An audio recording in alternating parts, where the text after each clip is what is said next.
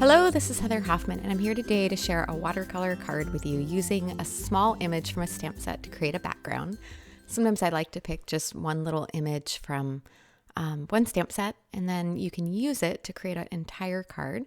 I'm going to use some Arches watercolor paper, and then I'm using Reverse Confetti's Midnight Dye ink, which is watercolor and Copic marker friendly, so it's going to work great for this. I'm just going to hand stamp this with a clear block. I'm not going to use my MISTI or anything because I'm going to be stamping out an entire background.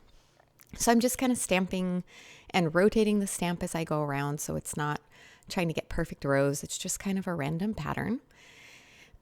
As soon as I've got that entire thing stamped in the center, I'm also going to stamp off the edges just because this helps kind of complete that background look. If you had those holes there, it wouldn't look as much as if it is entirely filled in. So it just works perfectly to do that.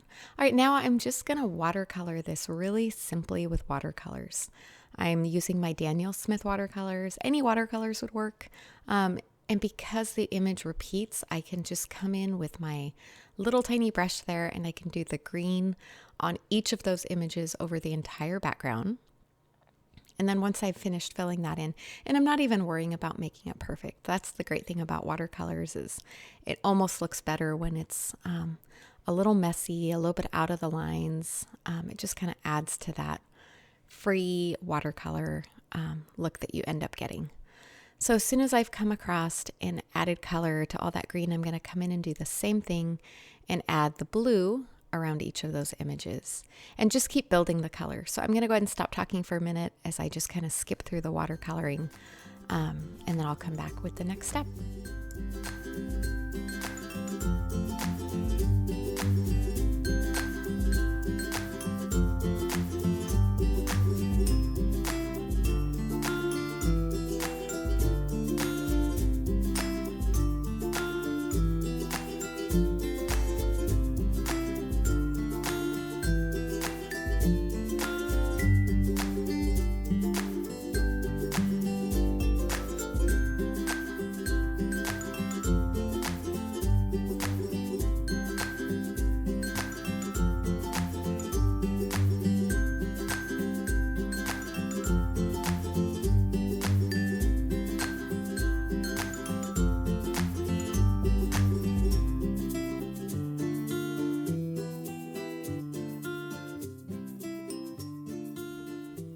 All right, I've just about finished here. I laid a light gray color on the back and I'm just coming in, adding a little bit deeper shade over that. And then I'm going to add some white paint splatters. This is just white acrylic paint mixed with water that I keep in a little mister bottle. You can mix them out of clear block and use a brush to add the splatters, but it adds a little extra texture on the finished. All right, I set that aside and let it dry entirely. And then here comes the scary part. I'm going to add a torn edge onto that front, and it's really not as scary as it sounds. I'm just tearing out a thin strip, and that's going to create that negative space where I'm going to stamp my sentiment on there. I don't know if I mentioned this image comes from the Fun School Day stamp set. I just thought it was kind of a fitting image for the sentiment I chose that I'll be adding here in just a few minutes. And with everything going on in the world, it was kind of a fun design for a background pattern. All right, I tucked a little bit of sunshine cardstock that's going to kind of fit on my white card base right behind that window. I just had a scrap and it was the perfect size. And then I'm going to mount that watercolor, the two pieces of that, with foam adhesive. I'm using a little bit of fun foam. It's a kid's craft item. And I use adhesive on both sides and kind of use it as my own foam adhesive. You can use regular foam adhesive. I just like that this is inexpensive and I can get a whole panel for a nice solid base for what I'm going to place down there on the card.